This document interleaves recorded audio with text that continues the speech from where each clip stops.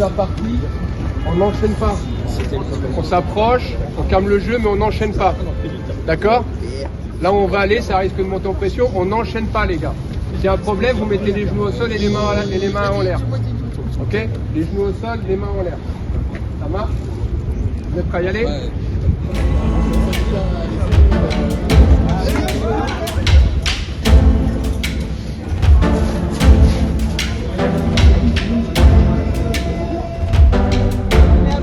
Bravo les pompiers! Bravo les pompiers!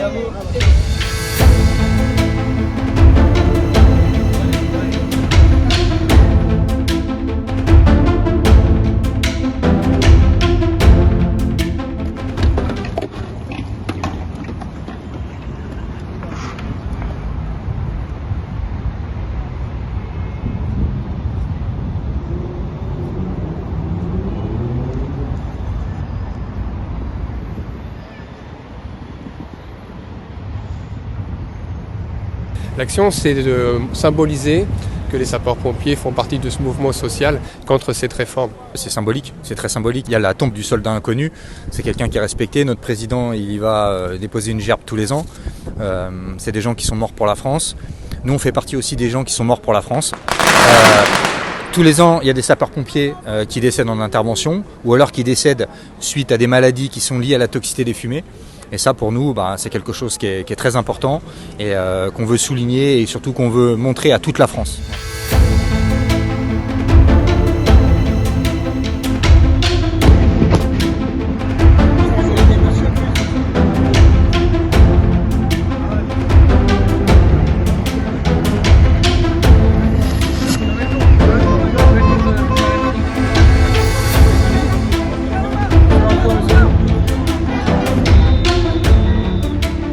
Vous pouvez remarquer qu'il y a des gars qui sont avec une tenue différente de la nôtre.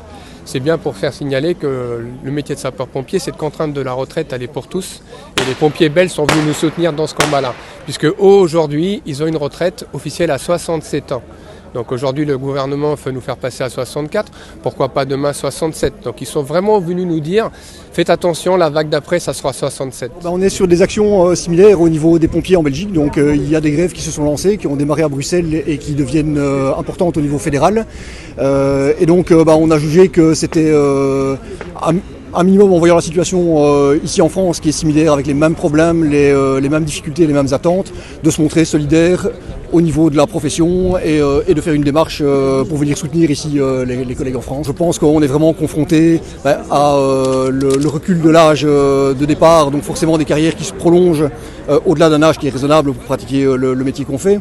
Nous, en Belgique, on souffre aussi d'un sous-effectif qui a l'air d'être présent aussi dans les casernes ici en France. Donc on a voulu marquer le coup, montrer que les actions qu'on fait chez nous, on est prêt aussi à les partager ailleurs et alors aussi créer un échange réellement avec des collègues qu'on connaît pas et qui vivent les mêmes réalités que nous.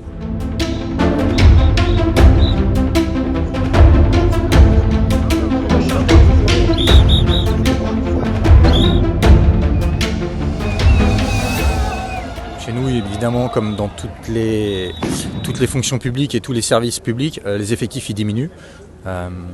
La charge se reporte sur de moins en moins d'agents. Et donc forcément, ça crée des conditions de travail qui sont, on va dire, de plus en plus difficiles, avec des usures prématurées des corps humains. Et là, j'insiste bien, c'est pas que les sapeurs-pompiers, c'est dans le public, dans le privé, c'est vraiment partout.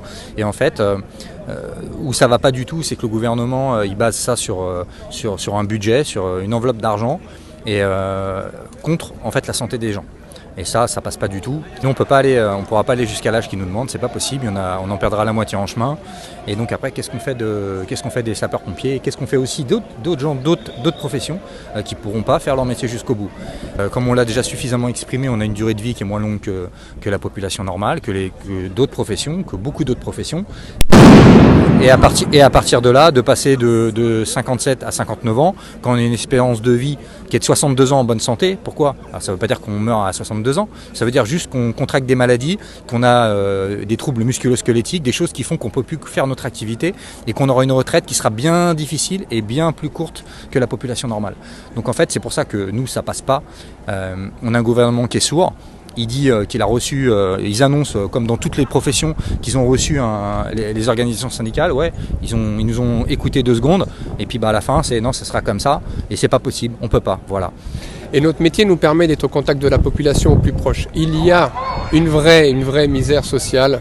Ce déclin va engendrer de plus en plus de difficultés sociales et on est en train de monter un peuple vers une révolution. Simplement parce que le peuple en a marre, peut-être pour certains juste de vouloir manger, juste de vouloir se reposer, juste d'avoir des soins. On a l'impression que le monde se dirige dans des systèmes de caste où on a des gens pour qui tout va bien et des gens qui sont là pour alimenter ces gens-là. Aujourd'hui, ce sentiment-là est de plus en plus fréquent.